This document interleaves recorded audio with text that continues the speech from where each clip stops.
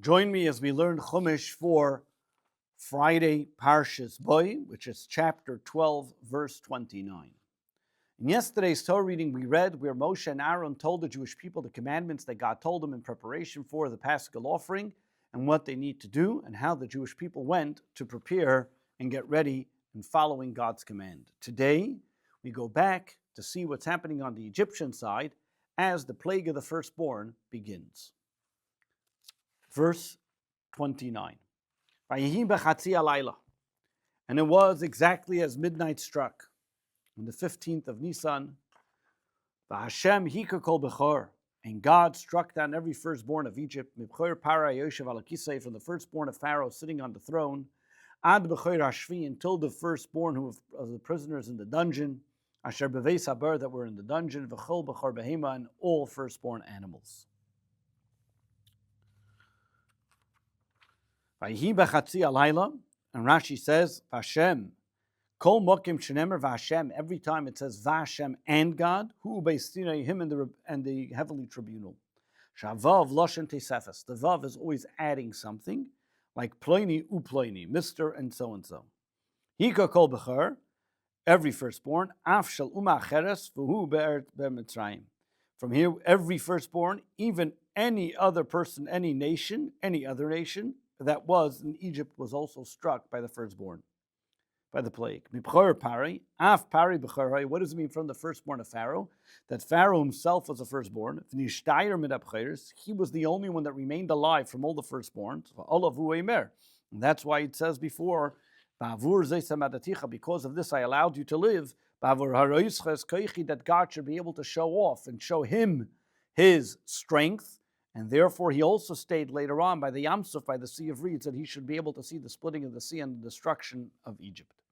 Ad Becher Ashvi, why those in captivity? Because they were rejoicing to the suffering of the Jewish people. Therefore, they also were struck and had the plague. Another thing, as we mentioned before, they should not say that the deity of Egypt is what punished Egypt because they put them in prison, and therefore they also were struck to show that they were part of the Egyptians that were getting the plague. And so too, we know this from the firstborn of the maidservants as well. And he goes through all the different levels from the top, which was from Pharaoh, going to the ones in captivity, as well as the ones of the maidservant, and each one in their level. Verse 30. Pharaoh got up from his bed at the night. Him, v'chol avodav, and all the servants, v'chol Mitzrayim, and all of Egypt. There was a great outcry in Mitzrayim in Egypt. Ke'in bayis, for there was no house. Asher ein shames, that there was not someone dead there. Rashi, Vayakom Pari, where did he get up from? And mitase, from his bed. Laila, at night, not like the kings who we know are able to sleep in. There's nothing for them to rush. They get up at the third hour in the day. Who? Him, Tchila, he first got up, and afterwards the servants. Malamid, this comes to teach us that he was going around waking up his servants as, do you know what's going on? It's crazy what's happening here. Does in every house was there a firstborn? Yes, sham b'cher mes. If there was a firstborn, then the firstborn died. Ein sham b'cher, but if there was no firstborn in that home, hagadol shebebayis, the oldest in the home, kari b'cher is called the firstborn. Shenemer, as it says, afani b'cheret neu, I also consider him as a firstborn. Davar acher, another explanation. Hamitzrius mezanis tachas balein, the oldest menavokin penuyim. What happened was that over here, technically, the Egyptian women were promiscuous, and therefore had multiple children from different men, from men that weren't married. So therefore they had multiple firstborns from different men. And therefore, you can have 5 firstborns to one woman, called Echad P'cher La'aviv, because each one was a firstborn to his father. And each one of them, and that's why it says in every home, all the firstborns were dying, you knew who this woman was, how many firstborns were in that home. And Pharaoh goes and called out to Moshe and Aaron, Laila, all night. And he said, Kumu, get up, Tsu'u, get out. Mitoichami from our nation, Gamatem, you, Gabane Israel, all the entire Jewish people, Uluchu, and go, Ivdu es Hashem Alekechem, and serve God as you said, Kidaberchem, as you said.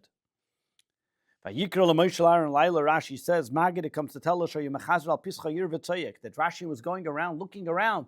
Where can I find Moses? And all the kids were teasing him and telling him to go which place. Heichan Moshe Shari, Heichan Aaron Shari, where's Aaron? Where's Moshe? He was in the dark. He had no idea where Moshe and Aaron lived. Gamatem, which is the Gvarim, the men, Gaban Yisrael, Hataf, the children as well. Like you said, not like I said, like the way you chose to do it. You can take your cattle and everything that you said. Now, whatever I said is nullified, that it won't go. Get rid of what I said, that who is going. Get rid of what I said, that only your cattle can go. Verse 32, Gam tzeinchem, gam becharchem, take both your flock and your cattle, go, take, kasher dibartem, like it said, valechu, and go, berachtem, and gam oisi, and bless me as well. Gam tzeinchem, gam becharchem, Rashi says, mahu kasher dibartem, like you said, like they said, gam atel titain biyadenu, because Moshe said, you will also give us sacrifices to take, and that's what they're going to take along. Berachtem, gam oisi, you will bless me. What is he asking for a blessing? Yispalalu, pray, alive for me, shaloi almost that I should not die, shani prayer, because I am also a firstborn. Verse 33, the Egyptians urged the people on, hurrying them out of the land. Ki omru, because they said, kulanu mesim, we're all dying. So get out of here because we're all dying because of you. Kulanu mesim, omru, they said, like Exodus Moshe, this doesn't look like the decree that Moshe made. That he said, only the firstborn. No, here we see everybody's dying. 5 or 10 in one home.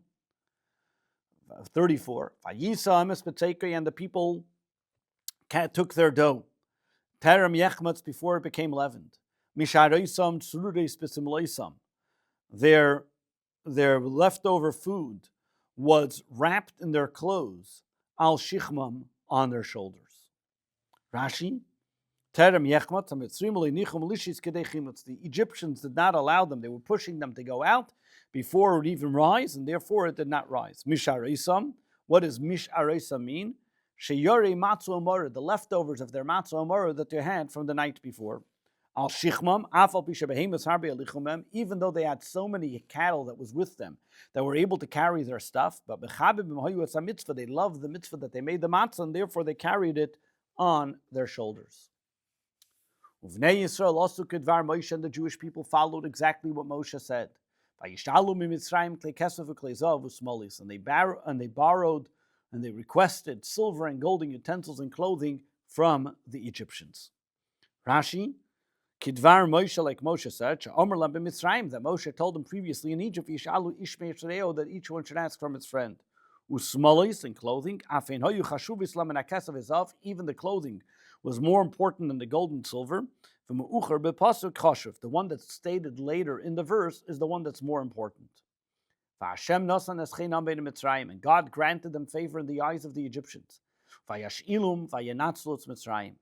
they granted their request, and they thus drained Egypt of its wealth.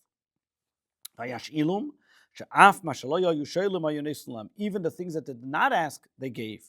They would say, give me one, till shtaim, take two, as long as you get out of here.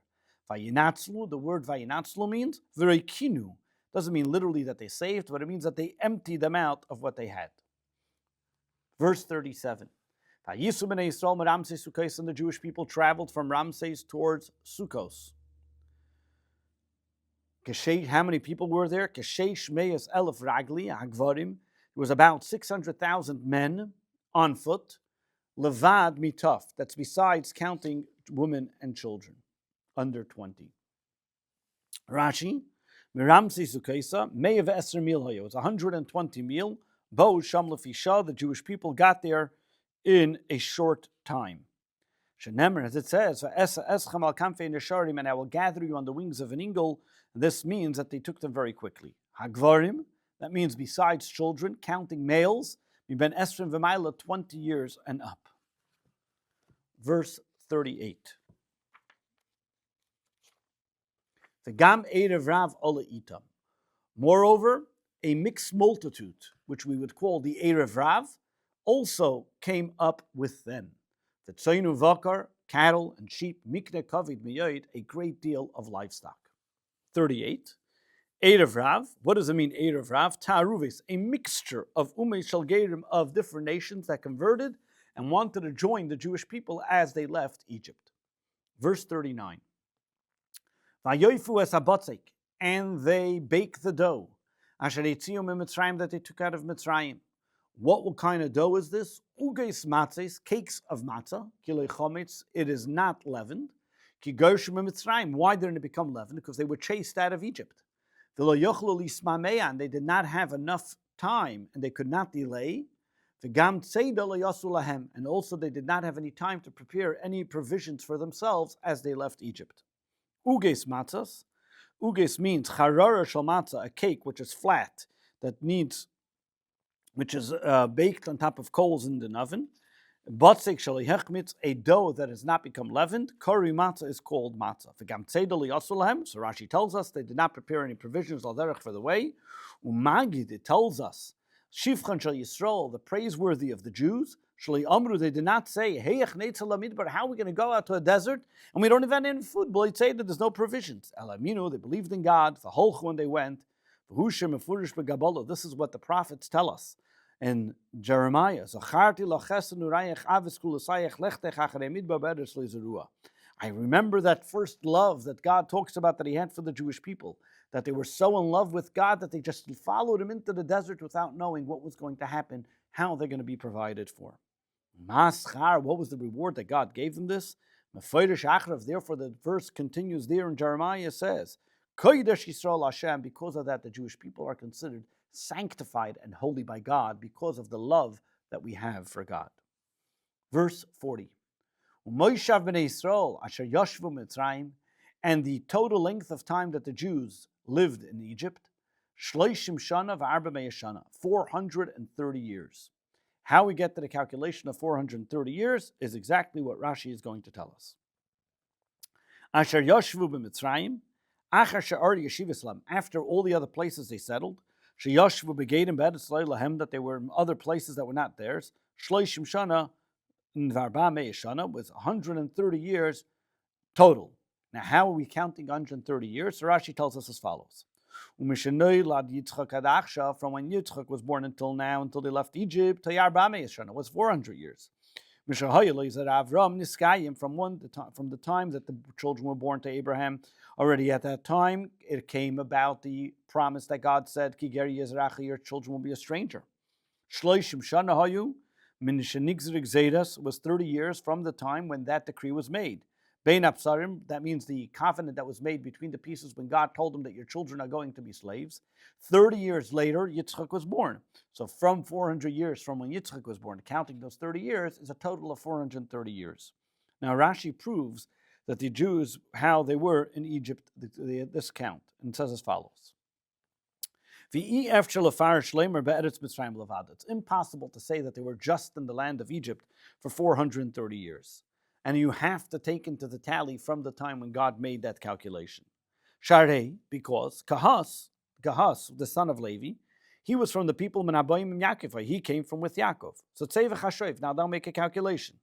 Kol Shenoisav of Kahas was 133 years. The Chol Shenois Amram and all the years of Amram was 137 years. Shmoinim Shal Moshe, and the 80 years of Moshe, what number you're going to get to is 350. 133, 137 plus 80 gives you 350. Now, Val Karchach, then there's many years of Kahas's life that he also didn't go down to Egypt, that he lived in the land of Israel. He was already an older boy or man when he came down to Egypt. And then there's some years that Amram was alive and Kahas was alive at the same time. They weren't consecutive years, they were continuing years while one was alive with the other. And many years were Kahas. And Moshe was 80, but he wasn't born to Amram when Amram died. So there were some years of Amram and Moshe were alive together at the same time. Hare, what do you have from here? You're not going to find 400 years from when the Jews came down to Egypt with Yaakov. Therefore, you have to say Al Karcha Sha'afshar Yeshivas Nikra that all the places that the Jewish people were up until when they came to the land of Egypt was also considered in a foreign land. Even while Avram was in Chevron, it says while he was a stranger there. Avram Yitzchak, the strange land that they lived. Therefore, you're going to have to say, as Rashi started off saying, that the count comes from the time of the covenant that God made with Avram, from the time that he had children. Now, if you're going to count from the years that they were in Egypt, now if you're going to count 400 years from when Yitzchak was born, Timtza comes out, and from when they came into Egypt until they left was exactly 210 years. This is one of the things that we mentioned previously, that when the scholars had to translate the Torah, there were many different times. The 70 scholars that Talmai the king caused them to translate, and they had to change a few things in it so that there shouldn't be any questions that they shouldn't try to deny in the authenticity and the veracity of the Torah. Because of that, this is one of the things that they did change as well. Verse 41. Vayihimi Kate Shleshim Shana, and it was after Shleshim Arbamei Shana, it was after 430 years. Vayihi Betzem Magem Azen, it was on that very day. Yotzu Kol Tzivis Hashem Me'eretz Mitzrayim. On that very day, all the hosts of God left Egypt. Verse 41, Rashi, Vayihimi Kate Shleshim Shana Vayihi Betzem Magem Azen. Magid, it teaches us, Shekivan Shekia Kates, once it came the time, the appointed time, when the Jewish people were supposed to leave, like Ikvan Hamokim, God did not hold them back, even Keheref Ayin, even the blink of an eye. Betesvav Nisan Bo Malachi Asharetz Lavram Levasrei, on the 15th of Nisan was when the angels first came to Abraham to tell him about that his son Isaac was going to be born. Ubetesvav Nisan Elad Yitzchak, and then a year later on the 15th of Nisan, Yitzchak was born. Ubetesvav Nisan, and then on the 15th of Nisan, Nigza Zeres Ben Absadim was also decreed of that 30 years prior to Yitzchak's birth, of that they should be slaves. And on the 15th of Nisan is when the Jewish people had the exodus of Egypt. Verse 42. Leil Shimurim Hu. It is a night of protection. Hu Hashem, for God. Lahitziam Le'eretz Mitzrayim, that God was an expectation for God to take them out of Egypt. Hu Alayla Zeh, this is the night that God refers to. Shimurim L'chol B'nei Yisrael is a time of protection for all Jewish people throughout the generations.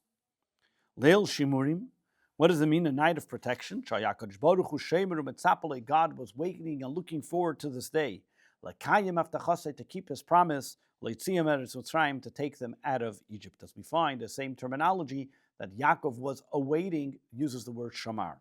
Hu halayla zeh, this was the night that God said to Avram, that night, and Yigoyelos Panecha, I'm going to take out your children from Egypt. Shimurim l'chol b'nei Yisrael l'dereisam, mishumar uba min hamazikan. It is a time of protection, and it protects them from the damaging angels and the damaging spirits. Like we read before, that the damaging spirit did not have the opportunity and was not allowed to hurt the Jewish people. Verse 43, the Torah now continues to tell us about the Passover offering and the Paschal offering that was brought previously on the 14th of Nisan, telling us more details concerning them. Vayomer Hashem el Moshe v'Aaron, and God said to Moshe and Aaron, Zois chukas haPesach, these are the laws of the Paschal sacrifice. Kol ben nechar lo yichol bo, no stranger may eat from it. What does this mean? When was this told? And what was he saying? Verse 43, Rashi, Zois chukas haPesach, b'yud daled Nisan nemra lahem parsha zu. This was said on the 14th of Nisan, going back before to what he was telling them that this is everything that the Jewish people did. It enumerates for us the laws that were mentioned then. Kol ben nechar, what does it mean? Any foreigner, stranger, shenisnakru ma'asav la'aviv shemashamayim, a person who behaves like a Gentile, like a stranger to God, he is not allowed to eat from it. Meaning, we're not referring to a Gentile necessarily specifically, but a person who does not behave accordingly. Meaning, echad goy ve'echad Yisrael mumer. This includes whether a Gentile or a person who no longer is observant, he specifically leaves the religion. and changes his religion, b'mashma, that's who it's including. Verse 44. V'chol eved ish miknas kesef, and any servant who a Jewish man buys for money, umal tamoisai, and he should be circumcised, only then, oz yeichal bay, then he's allowed to eat from it. Verse 44. Umal tamoisai oz yeichal bay, only after is he circumcised. Rabbi magid shemila, then his master gives him food, gives him part of the basket offering. Magid, it comes to teach us shemilas avod of ma'akve, that the circumcision of the servant will withhold him from the master giving him food to eat of the paschal offering. That means, as long as he is not circumcised, the master cannot give him from the paschal offering. Divrei Rabbi Yeshua, that's what Rabbi Yeshua holds. The Talmud has a discussion about this, and Rabbi Eliezer says, that the circumcision of the servants do not withhold him from eating from the paschal offering. Im kain, so if so, what does the Torah mean? It's talking about the servant, that the servant is not allowed to eat from it. However, can the master eat from it as well? That has nothing to do with the master, meaning the argument of Rabbi Eliezer and Rabbi Yeshua here is, does that withhold the master? If a master has people in his household who are not circumcised, according to Rabbi Yeshua, the master still will not be able to eat from the paschal offering because he has people in his household, meaning the servant who is not circumcised. According to Rabbi Eliezer, it only forbids the servant from not eating, but not the master. Verse 45. Toishav v'sachir layichal boy. Neither a resident nor a hired laborer may eat from it. 45. What does this mean? What is a toishav? Zeh ger toishav. This refers to a convert who is a resident amongst the Jewish people. V'sachir. Technically, it's talking about a person, a Gentile who lives amongst the Jews, but he took upon himself that he will not serve idolatry and the other 7 Noachide laws, but he's not considered a Jew for anything else. V'sachir, zeh hagoy, this is a non-Jewish person who may be hired for work to do by a Jew. Ma Talmud Leimer, what does the Torah have to tell me that such people are not allowed to eat from the paschal offering? They're uncircumcised. The Nemer, and we already mentioned in the previous verse, and it's going to say it later, that no uncircumcised person is allowed to eat from the paschal offering.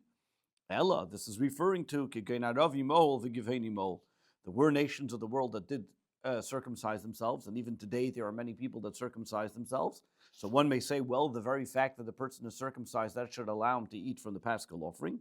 Therefore, the Torah tells us, no, that if this person is just a resident, that even though he just accepted the 7 Noachide laws, or he's working for a non-Jew just as a job that he's doing for him, but he does not belong to the Jew, he's then still not allowed to eat from the paschal offering, even if he is circumcised. Verse 46. They should eat it in a single group in one home. Do not take it out of the house. Do not take it out of the group, from this meat, chutza, outside, and do not break any bones from it. What does this mean? As the Torah now explains, Rashi explains the details of this law. The word bayis here literally means a home, but it's referring to bechabura achas, a group. Don't make it into multiple groups and then eat it then. At the Omer, one may ask, does it mean in one group or does it literally mean in one home? Well, it comes to tell us that when they're making a meal, one should not split it into two, meaning, if they started eating in the courtyard, the yarduk shamim, then it started raining and they were no longer able to eat there. Does that mean that they should not go into the house to continue their meal? Talmud loymar al habatim ashayich lebahem, the homes that they're eating with it. Meaning, from here we know that if a person's eating the paschal offering, if he wants to eat it, he can eat it in 2 different places. That's fine, but the group should not be split. So if the group decides to go into the home while it's raining, that will be fine.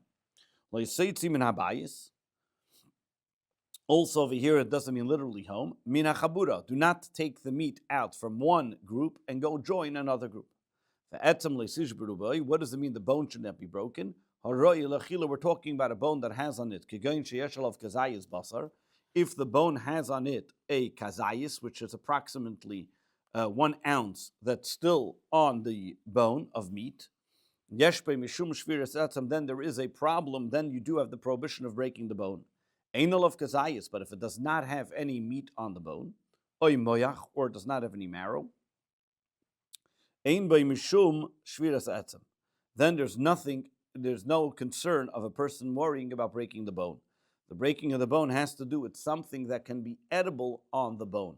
So there has to be a meat on the bone for it to be considered edible, and if there's any flesh on it, only then is it considered a prohibition of breaking of the bone. The Torah now continues on verse 47. Kol adas Yisrael yasu eisei. The entire community of the Jewish people should join a group and offer to bring the Karban Pesach, the Paschal offering, together.